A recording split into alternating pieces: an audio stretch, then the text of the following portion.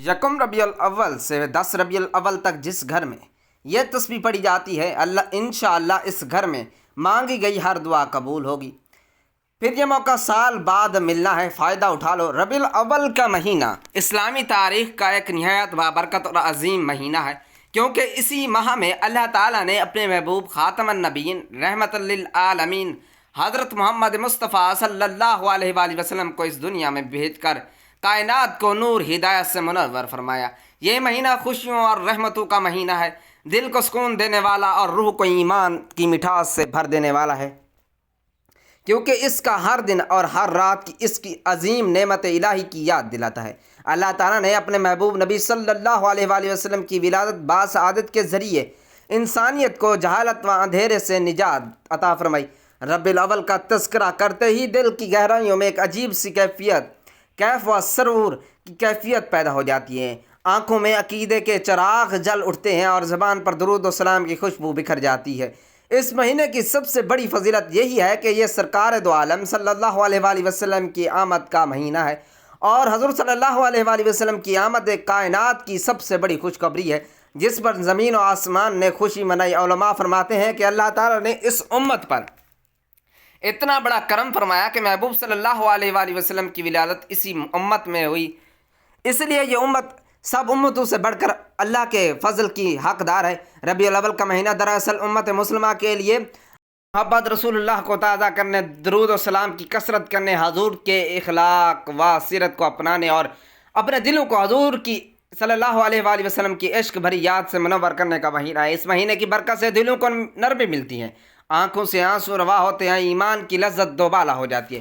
یہی وہ مہینہ ہے جس نے تاریخ انسانیت کا سب سے عظیم تحفہ دیا، اور یہی وہ مہینہ ہے جو ہمیں یاد دلاتا ہے کہ اللہ کی سب سے بڑی نعمت اس کا محبوب نبی صلی اللہ علیہ وآلہ وسلم ہے۔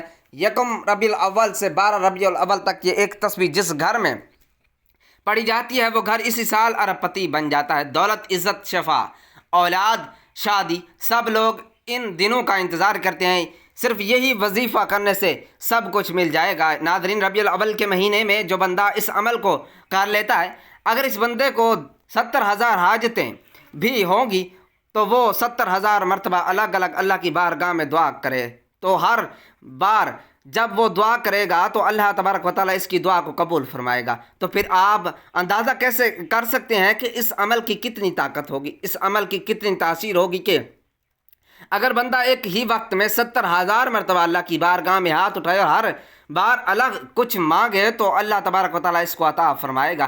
ناظرین، ہماری تو زیادہ حاجتیں نہیں ہوتی، ہماری زیادہ ضرورتیں بھی نہیں ہوتی، ہماری زیادہ مشکلات نہیں، لیکن اس عمل کی طاقت اتنی ہے کہ اگر ایک ہی وقت میں بندہ 70,000 مرتبہ بھی مانگے تو اللہ تعالیٰ اس کو خالی ہاتھ نہیں لوٹاتا، کیونکہ یہ مہینہ، جس مہینے کے اندر یہ جو عمل میں آپ کو بتا رہا ہوں، یہ مہینہ بڑی برکت والا ہے، یہ مہینہ بڑی شان والا ہے۔ اس مہینے کی اپنی بڑی رحمتیں اور برکتیں ہیں، جیسا کہ آپ سب جانتے ہیں کہ یہ اتنا مبارک اور اتنا برکتوں والا مہینہ ہے کہ اس مہینے میں اللہ تبارک و تعالیٰ نے اپنے پیارے محبوب احمد مجتبیٰ محمد مصطفیٰ صلی اللہ علیہ وآلہ وسلم کو اس دنیا میں بھیجا۔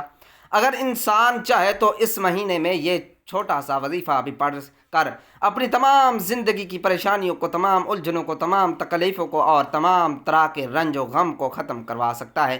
بس اسے ختم کروانے کا طریقہ معلوم ہونا چاہیے۔ اس ماہ مبارک میں ایک ایسا عمل، ایک ایسا وظیفہ لے کر آیا ہوں کہ اگر آپ اس وظیفے کو صرف ایک مرتبہ پڑھ لیں گے، انشاءاللہ تعالیٰ آپ کے تمام الجھنیں، آپ کی تمام مصیبتیں، آپ کا تمام ڈر، آپ کا تمام خوف، تمام جادو آپ کے اوپر سے، تمام بندشیں اور رکاوٹیں آپ کے اوپر سے، تمام بیماریاں ہٹ جائیں گی، کیونکہ یہ مہینہ بہت ہی زیادہ برکتوں والا اور عظمتوں والا اور عزتوں والا ہے۔ اللہ تبارک و تعالیٰ ارشاد فرماتا ہے، اے محبوب، ہم نے تمہیں سارے جہان کے لیے رحمت بنا کر بھیجا، تو ہمارے آقا صلی اللہ علیہ وآلہ وسلم کو صرف ایک انسان کے لیے ہی نہیں بلکہ تمام مخلوقات اور تمام جہانوں کے لیے رحمت بنا کر بھیجا ہے۔ آپ ہر ایک شے کے لیے رحمت بن کر آئے ہیں، تو یہ رحمتیں اور برکتیں والا مہینہ ہے۔ اس مہینے میں اللہ تبارک و تعالیٰ بے شمار رحمتیں، برکتیں نازل فرماتا ہے، تو اس بات سے آپ اندازہ لگا سکتے ہیں کہ یہ مہینہ کتنا زیادہ برکتوں والا ہے۔ اللہ کا بڑا احسان ہے کہ اس مہینے میں ہم زندہ ہیں، یہ مہینہ ہمیں نصیب ہوا ہے، تو ہمیں چاہیے کہ اس مبارک مہینے میں یہ مبارک عمل، یہ مبارک وظیفہ پڑھ کر اپنی تمام پریشانیوں کو ختم کر لیں، اپنے تمام الجھنوں کو ختم کر لیں، اپنے دکھوں کو ختم کر لیں، اپنی تمام طرح کی جتنی بھی ہمارے اوپر مصیبتیں ہیں ان مصیبتوں کو ختم کر لیں۔ اس مہینے میں اگر کوئی یہ وظیفہ پڑھ لیتا ہے تو اللہ تبارک و تعالیٰ اسے دنیا کی بھی بھلائیاں عطا فرماتا ہے، اور پروردگار عالم اسے آخرت کی بھی بھلائیاں عطا فرماتا ہے، تو تمام طرح کا جادو ختم ہو جاتا ہے، تمام طرح کے برے اثرات بھی ختم ہو جاتے ہیں، تمام طرح کی پریشانیاں ختم ہو جاتی ہیں، بے برکتیاں گھر سے ختم ہو جاتی ہیں۔ اللہ تبارک و تعالیٰ اس بندے کو نعمتیں عطا فرماتا ہے، رزق عطا فرماتا ہے، مال و دولت عطا فرماتا ہے۔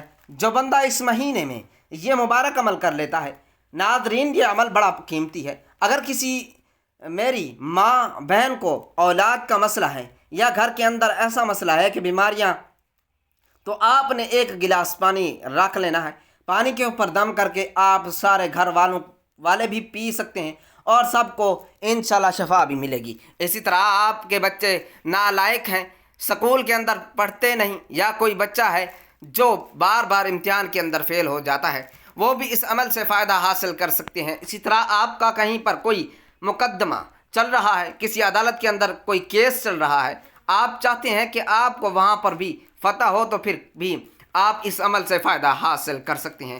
آپ کا جو بھی مقصد ہے آپ نے اس مقصد کو اپنے ذہن میں رکھنا ہے، اور اسی طرح اگر آپ کا کاروبار نہیں چلتا تو آپ اس کے لیے بھی اس عمل کو کر سکتے ہیں۔ اس عمل کو کرنے کے بعد آپ خود نظارہ دیکھیں گے کہ آپ کا کاروبار دوبارہ کتنا عروج پر جاتا ہے۔ اسی طرح اگر گھر آپ کے گھر کے اندر مختلف پریشانیاں ہیں، آپ کے گھر کے اندر بے چینی ہے، سکون نہیں، آپ اپنے گھر کے اندر سکون چاہتے ہیں، تو پھر آپ نے اپنے گھر کے سکون کے لیے اس عمل کو ایک مرتبہ ضرور کرنا ہے۔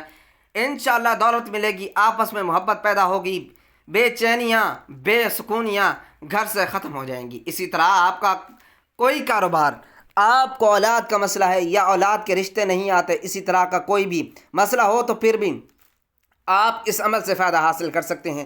یہ عمل بڑا ہی مجرب عمل ہے، آپ اس عمل کو ایک مرتبہ کریں گے تو پھر انشاءاللہ اس کے نظارے خود اپنی آنکھوں سے دیکھیں گے۔ جو بندہ اس عمل کو یکم ربیع الاول سے لے کر 12 ربیع الاول تک کرتا ہے، اس کی ہر دعا قبول ہوتی ہے۔ اب آپ کو جو وظیفہ بتانا جا رہا ہوں، اس کا آپ نے ذرا دھیان رکھنا ہے۔ جس طریقے سے میں آپ کو بتاؤں گا اور جیسا میں کہوں گا، آپ نے ویسے ہی الفاظ کہہ کر اللہ کی بارگاہ میں التجا کرنی ہے۔ صرف 2 دن کا عمل ہے، آپ اس عمل کو ایک دن عشاء کے بعد کر سکتے ہیں اور دوسرے دن عصر کی نماز کے بعد بھی کر سکتے ہیں۔ عشاء کے بعد بھی آپ اس عمل کو کر سکتے ہیں۔ آج کا عمل بتانے سے پہلے آپ سے گزارش ہے کہ اگر آپ اس چینل پر نئے ہیں اور آپ نے ابھی تک اس چینل کو سبسکرائب نہیں کیا، تو خدایا اس چینل کو ابھی سبسکرائب کر لیں، کیونکہ ایسے بہت سے وظائف، بہت سے اعمال آپ کے حوالے روزانہ کی بنیاد پر کرتا رہوں گا۔ محترم ناظرین، ربیع الاول اسلامی سال کا تیسرا مہینہ ہے، جو نبی اکرم صلی اللہ علیہ وآلہ وسلم کی ولادت باسعادت کی مناسبت سے انتہائی اہمیت اور فضیلت کا حامل ہے۔ اس مہینے کی چند نمایاں فضیلتیں درج ذیل ہیں۔ نمبر 1، نبی اکرم صلی اللہ علیہ وآلہ وسلم کی ولادت باسعادت۔ ربیع الاول کے مہینے میں رسول اللہ صلی اللہ علیہ وآلہ وسلم کی ولادت باسعادت ہوئی، جو پوری انسانیت کے لیے رحمت اور ہدایت کا باعث بنی۔ اللہ تعالیٰ نے آپ صلی اللہ علیہ وآلہ وسلم کو رحمت للعالمین بنا کر بھیجا۔ نمبر 2، ہجرت کا واقعہ۔ اس مہینے میں ہجرت کا واقعہ پیش آیا، جس کے نتیجے میں اسلامی تاریخ کا آغاز ہوا اور مدینہ منورہ میں پہلی اسلامی ریاست قائم ہوئی۔ نمبر 3، عبادت اور ذکر و اذکار۔ اس مہینے میں نبی اکرم صلی اللہ علیہ وآلہ وسلم کی خوشی میں عبادات، ذکر و اذکار اور درود شریف کی کثرت اور صدقہ و خیرات کرنا، اس سے برکت ہے۔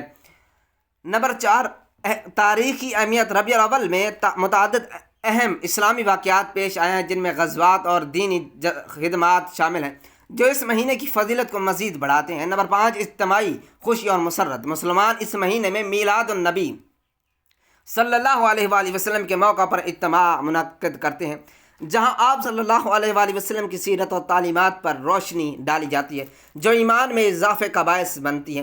ربیع الاول کا مہینہ نبی اکرم صلی اللہ علیہ وآلہ وسلم کی ولادت، ہجرت اور دیگر اہم واقعات کی وجہ سے بہت زیادہ فضیلت والے ہیں۔ اس مہینے میں عبادات، ذکر و اذکار، درود شریف کی کثرت اور نبی صلی اللہ علیہ وآلہ وسلم کی سیرت پر عمل کرنا چاہیے۔ اللہ تعالی ہمیں اس مہینے کی برکتوں سے مستفید ہونے کی توفیق عطا فرمائے، آمین۔ اب عمل کیا ہے؟ سب سے پہلے آپ تازہ وضو کریں۔ آپ عشاء کی نماز پڑھ کر سونے سے پہلے اس عمل کو کرنا چاہیں تو کر سکتے ہیں۔ اس عمل کے دوران کسی سے بھی آپ نے گفتگو نہیں کرنی۔ گھر کے اندر چھوٹا فرد ہو یا بڑے فرد ہو یا کوئی بھی شخص ہو، آپ نے اس کو پہلے بتا دینا ہے کہ مجھے اس عمل کے دوران پریشان نہ کیا جائے، میرے ساتھ گفتگو نہ کی جائے۔ آپ کوشش کریں کہ کسی کو بتائے بغیر کسی تنہائی والی جگہ بیٹھ کر اس عمل کو کریں، تو انشاءاللہ مزید فائدہ ہوگا۔ سب سے پہلے آپ نے کرنا کیا ہے؟ آپ نے باوضو ہونا ہے، تازہ وضو کرنا ہے، اور پھر ایک مصلی لینا ہے اور اس کے اوپر بیٹھ جانا ہے، اور بیٹھنے کے بعد آپ نے قبلہ کی جانب اپنا چہرہ کرنا ہے۔ قبلے کی جانب کے علاوہ کسی اور جانب رخ نہ کیجیے گا، قبلے کی جانب منہ کر کے آپ نے اس عمل کو کرنا ہے۔ سب سے پہلے آپ نے 21 مرتبہ اعوذ باللہ من الشیطان الرجیم بسم اللہ الرحمن الرحیم پڑھ کر وظیفے کا آغاز کرنا ہے۔ یہ پڑھنے کے بعد پھر آپ نے 21 مرتبہ اللہ اکبر اللہ اکبر اللہ اکبر پڑھنا ہے۔ پہلے آپ نے اعوذ باللہ من الشیطان الرجیم پڑھ کر شیطان مردود سے پناہ مانگنی ہے۔ شیطان سے مراد جتنی بھی بچانے والی چیزیں ہیں، دین سے دور کرنے والی چیزیں ہیں، غفلت میں ڈالنے والی چیزیں ہیں، پریشانیوں میں ڈالنے والی چیزیں ہیں، میں ان تمام چیزوں سے، جو شیطان میرے پیچھے ہے، جو شیطان میرے اوپر حملہ آور ہوتا ہے، ان تمام چیزوں سے میں اللہ تعالیٰ کی حفاظت میں آتا ہوں۔ اللہ تعالیٰ میری حفاظت فرمائے۔ آپ نے سب سے پہلے ان تمام چیزوں سے اپنی حفاظت کی دعا کرنی ہے۔ اس کے لیے آپ نے سب سے پہلے 21 مرتبہ اعوذ باللہ من الشیطان الرجیم بسم اللہ الرحمن الرحیم پڑھنا ہے۔ اس کے بعد آپ نے پھر اللہ اکبر کا ذکر کرنا ہے۔ اللہ اکبر یہ 21 مرتبہ پڑھنے کے بعد پھر آپ نے 11 مرتبہ درود پاک پڑھنا ہے۔ آپ کو درود آتا ہے، بہتر یہی ہے کہ آپ درود ابراہیمی پڑھ لیں۔ درود ابراہیمی وہ درود ہے جو ہم نماز کے اندر پڑھتے ہیں۔ اگر یہ نہیں آتا تو پھر آپ کوئی سا بھی درود پڑھ لیں۔ آپ یہ بھی پڑھ سکتے ہیں صلی اللہ علیہ وآلہ وسلم یا صلی اللہ علی محمد، یہ سب سے چھوٹا درود پاک ہے۔ جو آپ کو آسان لگتا ہے آپ وہ درود پاک پڑھ لیں۔ آپ نے 11 مرتبہ درود پاک پڑھنا ہے۔ درود ابراہیمی ایک بار میرے ساتھ بھی پڑھ لیے گا تاکہ ثواب ہو۔ اللہم صلی علی محمد وعلی آل محمد کما صلیت علی ابراہیم وعلی آل ابراہیم انک حمید مجید۔ اللہم بارک علی محمد وعلی آل محمد کما بارکت علی ابراہیم وعلی آل ابراہیم انک حمید مجید۔ درود پاک آپ نے 11 مرتبہ پڑھنا ہے۔ جب آپ لوگ درود پاک پڑھ لیں، اب بڑے اطمینان سے سکون سے پڑھیے گا، تو اس کے فوراً بعد آپ نے اپنے مقصد کی نیت کرنی ہے۔ ہر انسان کا مقصد الگ ہے، ہر انسان کی حاجت الگ ہے، ہر انسان کی خواہش الگ ہے۔ آج جس کو جو چاہے، جتنا چاہے، جیسا چاہے، آپ تمام مقاصد کی نیت کیجیے۔ اگر آپ گھر چاہتے ہیں گھر مانگ لیں، گاڑی چاہتے ہیں گاڑی مانگ لیں، من پسند نوکری کے لیے، من پسند شادی کے لیے، قرضے سے نجات کے لیے پڑھ لو۔ الغرض جو بھی آپ کا مقصد ہے، اپنے مقصد کی نیت کرتے وقت ہی پوری طور پر آپ نے ایک بار اعوذ باللہ من الشیطان الرجیم بسم اللہ الرحمن الرحیم پڑھ کر وظیفے کا آغاز کرنا ہے۔ آپ نے پہلے نمبر پر جو وظیفہ پڑھنا ہے وہ وظیفہ ایک ایسی قرآنی صورت کا ہے جس سے صرف 3 بار پڑھنے سے آپ مکمل قرآن مجید پڑھنے کا ثواب ملتا ہے۔ جو شخص کہتا ہے کہ میں وظائف پڑھ پڑھ کر تھک گیا ہوں، مجھے آج تک وظیفوں کا فائدہ نہیں ہوا، وہ میرے کہنے پر صرف ایک بار اس عمل کو کر کے دیکھے، آپ خود کہیں گے کہ واقعی کسی نے کوئی وظیفہ بنایا تھا۔ اللہ تعالیٰ فرماتے ہیں جو بندہ ہے کہ نیکیاں زیادہ ہوتی ہیں، میں اس بندے سے راضی ہو جاتا ہوں۔ اور آج اگر کوئی بندہ اللہ کا لاڈلا ہونا چاہتا ہے، جو شخص اللہ کے قریب ہونا چاہتا ہے، جو شخص اللہ سے اپنی ہر بات منوانا چاہتا ہے، اپنی پسند کا نصیب اور تقدیر لکھوانا چاہتا ہے، وہ سورۃ الاخلاص کو پڑھ لے۔ دوستو یاد رکھیے کہ سورۃ الاخلاص ایک بار پڑھنے سے 1/3 قرآن پڑھنے کا ثواب ملتا ہے۔ اللہ کے حبیب صلی اللہ علیہ وآلہ وسلم نے فرمایا سورۃ الاخلاص وہ سورت ہے جسے 3 مرتبہ پڑھنے سے آپ مکمل قرآن مجید پڑھنے کا ثواب ملتا ہے۔ جو شخص 3 بار سورۃ الاخلاص پڑھتا ہے وہ اللہ کا لاڈلا ہو جاتا ہے، وہ اللہ کے قریب ہو جاتا ہے، وہ اللہ کا من پسند بندہ بن جاتا ہے۔ سورۃ الاخلاص کی تلاوت سماعت فرما لیں۔ بسم اللہ الرحمن الرحیم قل هو اللہ احد اللہ الصمد لم یلد ولم یولد ولم یکن لہ کفوا احد۔ آپ نے سورۃ الاخلاص کو 300 بار پڑھنا ہے۔ توجہ، دھیان اور خلوص نیت سے پڑھنا ہے۔